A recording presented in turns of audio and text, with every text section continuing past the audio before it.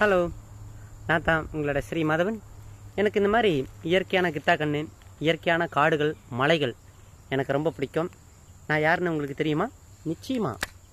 எப்படி தெரியாமல் இருக்கோம்? கண்டிப்பாக நான் தான் பேசுகிறேன்னு உங்களுக்கு தெரியுமே.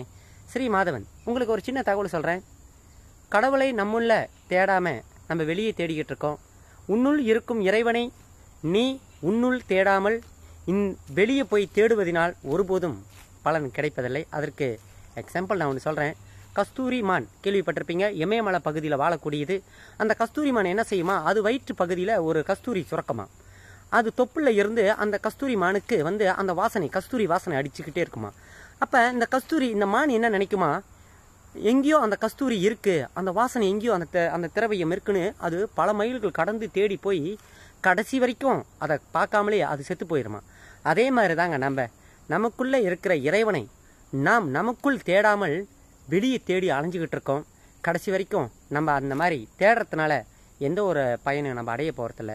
வெளியில் கடவுளை தேடுவதை விட்டுவிட்டு உன்னுள்ளே இருக்கும் இறைவனை உன்னுள்ளே நீ தேடு.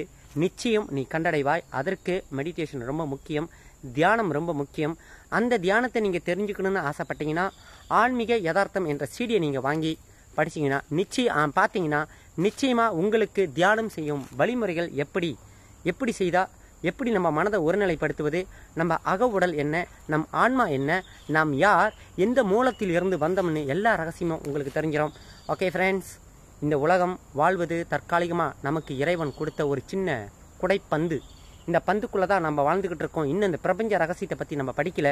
பிரபஞ்சம் என்பது மனிதன் சிந்தனைக்கு அற்பாற்பட்டது.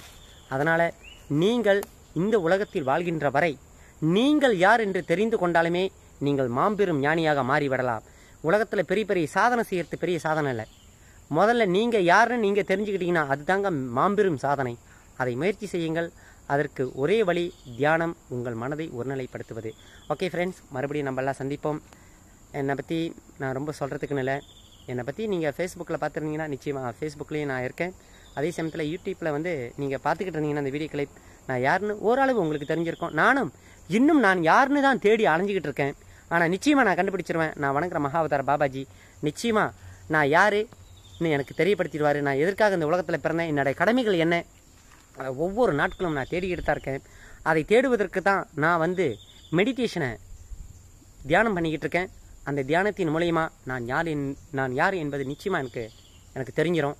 அதே மாதிரி நீங்களும் அந்த பலனை அடையணும் என்பது என் ஆசை. ஓகே, பாய்.